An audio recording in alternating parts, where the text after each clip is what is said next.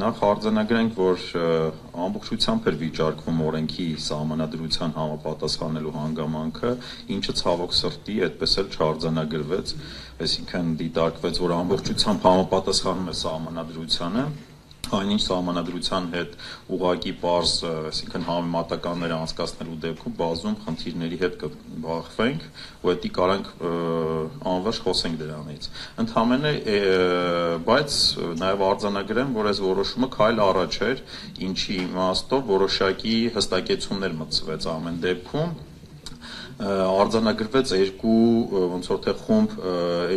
երկու առանձին վարույթներ, մեկը օրենքի 5-րդ հոդվածի առաջինից 4-րդ կետերի մասով, մյուսը 5-ից 6-ի մասով։ Ընդ որում, եթե առաջինից 4-րդ կետերի մասով, որը որ պատճառական կապն է տալիս հանցագործության հետ, այսինքն այդտեղ ուրիշ մեթոդաբանություն պետքա գործի ու ուրիշ տրամաբանություն, այսինքն պետքա գործի ոչ թե հաշվարկի մեթոդաբանություն, ծախս եկամուտ հարաբերակցությունը, ինչպես հիմա իրավագիտար պրակտիկայում դատախազությունը առաջ է տանում, այլ պետքա կարևորվի ու առաջնային դեր պետքա ստանձնի գույքի, որը որ ճանաչվում է ապօրինի եւ այդ գույքի կապը հանցավորության հետ, այն ստանդարտով, որը որ սահմանադրական դատարանը մեծ հաշվով հիմքում դնելով եվրոպական դատարանի կարգավորումները, առաջ է տարել ողջամիտ հավաստիությունը հիմքում դնելով։ Տեսեք, մյուս կարևոր խնդիրը, մյուս ուղղությունը, որը որ 5-ից 6 կետերով, այսինքն օպերատիվ հետախուզական գործունեության արդյունքում ստացված տվյալների հիման վրա նախաձեռնված վարույթներն են, այստեղ կանխորոշում է պաշտոն ստանձնելու պահը եւ ըստեղ էլ ճիշտ է, որոշակի հստակություն մտցրել են, բայց այն անորոշությունների սահմանը, որը առհասարակ որոշմամբ սահմանադրական դատարանի արձանագրվել է, այլ ավելի ոլորտը ոնց որ թե միանշանակ չի դարձնում։ Տեսեք, կոնկրետ 5-ից 6 կետերի կիրառման տեսանկյունից նախ անհասկանալի է, թե միջետ ձեռքբերված գույքի ճակատագիրը ինչպես է լինելու հետագայում, այսինքն կարող ենք ենթադրել, որ իրավագիրառը որոշակի ուղղությամբ տեղաբաշխելու է, բայց դատարանի կողմից անդրադարձ չի կատարվել մինչետ արկա գույքի, այսպես ասեմ, մուլտիպլիկատիվ էֆեկտին հետագա պաշտոնավարումից հետո, ընդ որում պաշտոնավարման հանգամանքն էլ փոխկապակցվել է հանրային ծառայության մասին օրենքի կարգավորումներին, որտեղ հանրային ծառայության մասին օրենքը ի դեպ ընդունվել է 2018 թվականին, եթե այդ պրիզմայով նայենք, միջ այդ պաշտոնավարող սուբյեկտները, այսինքն ինչպես են այդ process-ի շահառու դառնալու, այդ էլ է որոշակի առումով խնդրահարույց համարվելու։ Իսկ այս վարույթում արդեն պետքա տարանջատել, երբ թե սահմանադրական դատարանը պետքա արձանագրեր կամ գոնե առանձին օրենսդրական մակարդակում պետքա կարգավորումներ մտցվեն, այսինքն հաշվարկի մեթոդաբանության տեսանկյունից, որովհետև տարբերությունը էական է առաջի խումբ գործերի, այսինքն որը որ պատճառական կապի մեջ է գտնվում հանցավորության հետ, հանցավոր ծագման հետ, այս դեպքում ելակետային տվյալները պետքա լինեն ծախս եկամուտ հարաբերակցությունը, քանի որ հիմիկվա գործող, այսինքն պրակտիկայում հաշվարկները իրականացվում են բացառապես որևէ մեթոդաբանության բացակայության պայմաններում, այդ դաշտում խնդիրները շատ են, ոչ միայն մեթոդաբանության բացակայության հիմքով, նաև իրավագիտար պրակտիկայում այլ խնդիրներ են առկա, որոնց ցավոք սրտի սահմանադրական դատարանը որևէ գնահատական չի տվել, թողնելով իրավագիտարին։ Դրանցից մի քանիսը օրինակ իրական շահառուների խնդիրն է, որը որ ամենակարևոր խնդիրներից մեկն է, որտեղ ցավոք սրտի այս պահին էլ դատարանները անգամ բեռի բաշխման ժամանակ այդ խնդրին բովանդակային անդրադարձ չեն կատարում, առհասարակ այդ գործընթացը ինքնին խնդրահարույց է, խոսքը վերաբերվում է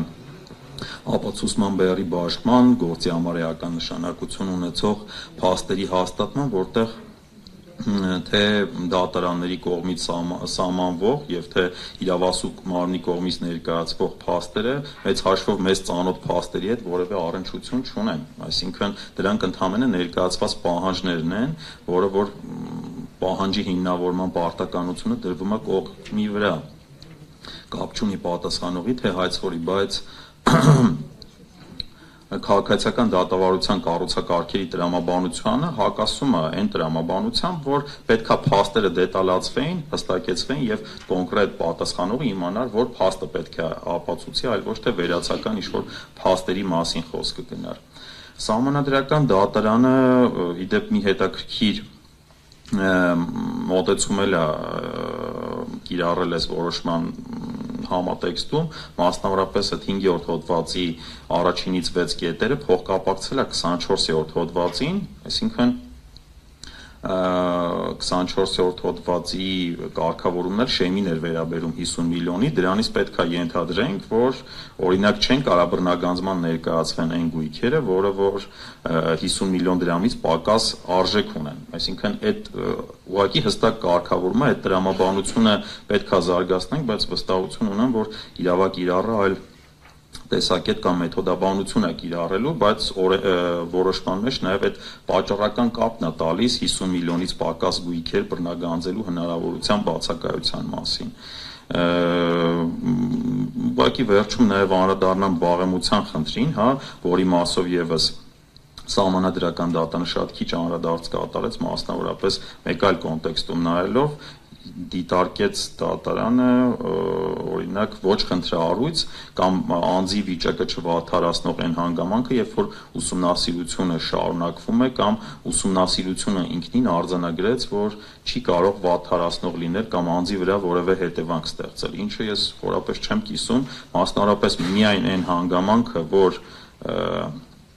ուսումնասիրության ինչ-որ մի փուլում կիրառվում են նախնական ապահովման միջոցներ եւ անձի բանկային գաղտնիք կամ միջոցները արգելադրվում են կամ ուսումնասիրության առարկա դառնում են առհասարակ բանկային գաղտնիք կազմող տեղեկությունները, ինքնին վատթարացնող է, հետեւաբար այդ մոտեցումը, որ չի կարող անձի վիճակը վատթարացնող կամ միջամտող լինել, չեն կիսում